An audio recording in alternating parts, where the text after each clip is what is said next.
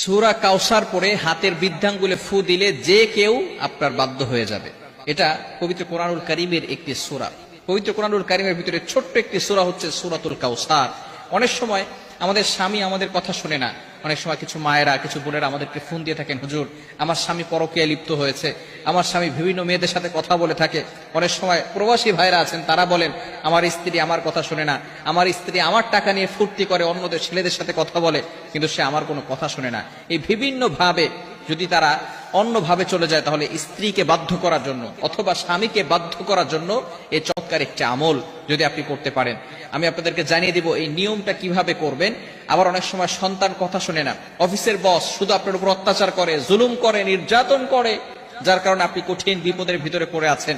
যদি আপনি এই আমলটা করতে পারেন, অবশ্যই আল্লাহ তাআলার পক্ষ থেকে সুন্দর একটা ফলাফল আসবে।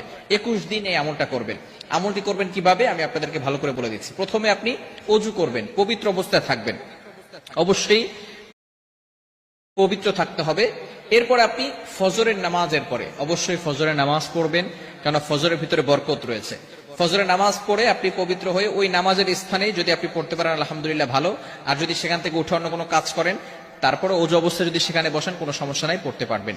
আপনি প্রথমে ওযু করবেন, ওযু অবস্থায় সেখানে বসবেন। বসার পরে একবার সূরা ফাতিহা পড়বেন, এরপরে 4 কুল পড়বেন, কুল ইয়া আইয়ুহাল কাফিরুন, কুল হুয়াল্লাহু আহাদ, কুল আউযু বিরাব্বিল ফালাক, কুল আউযু বিরাব্বিন নাস। এটা পড়ে আপনার বুকে ফু দিবেন এবং পুরো শরীরকে মাসাজ করে দিবেন, আপনার শরীর বন্ধ হয়ে যাবে। এরপরে আপনি 3 বার দুরূদ শরীফ পড়বেন। আমরা নামাজের ভিতরে যে দুরূদ শরীফ পড়ি, এই দুরূদ শরীফ 3 বার পড়তে হবে। এই দুরূদ শরীফ 3 বার বলার পরে এরপর আপনি আউযু বিল্লাহ বিসমিল্লাহ সহকারে সূরা কাউসার পড়বেন 21 বার। কতবার?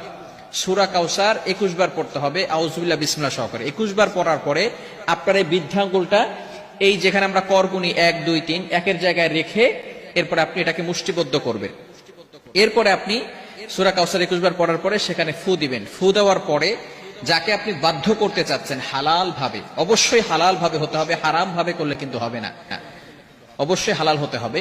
যাকে আপনি বাধ্য করতে চাচ্ছেন তার নাম 7 বার পড়বেন এবং তার পিতামাতার নাম 1 বার পড়বেন, এবং আপনি মনে মনে চিন্তা করবেন যে আমি তাকে হালাল ভাবে বাধ্য করতে চাচ্ছি এবং কোরআনিক ভাবে তাকে বাধ্য করতে চাচ্ছি। এরপরে এভাবে অনেক সময় ধরে রেখে, কিছু সময় ধরে রেখে আপনি আবারও 3 বার দুরূদ শরীফ পড়বেন, তারপরে হাতটাকে ছেড়ে দিবেন। এরপর আপনি আল্লাহ তাআলার কাছে দোয়া করবেন। এই আমল যদি আপনি করতে পারেন ইনশাআল্লাহ 21 দিন টানা আমল যদি করতে পারেন, অবশ্যই আল্লাহ তাআলার পক্ষ থেকে ভালো একটা ফলাফল আসবে। তবে এটা হালাল ভাবে করতে হবে, ইয়াকিনের সাথে করতে হবে। যদি কারো ইয়াকিন না থাকে, কোরআনের প্রতি যদি কারো বিশ্বাস না থাকে, তাহলে কিন্তু কঠিন মুসিবতের ভিতরে পড়ে যাবেন। ইয়াকিন থাকতে হবে কোরআনের প্রতি এবং আল্লাহর প্রতি, যে আল্লাহ তাআলা অবশ্যই আমাকে এই কোরআনের মাধ্যমে সাহায্য করবেন।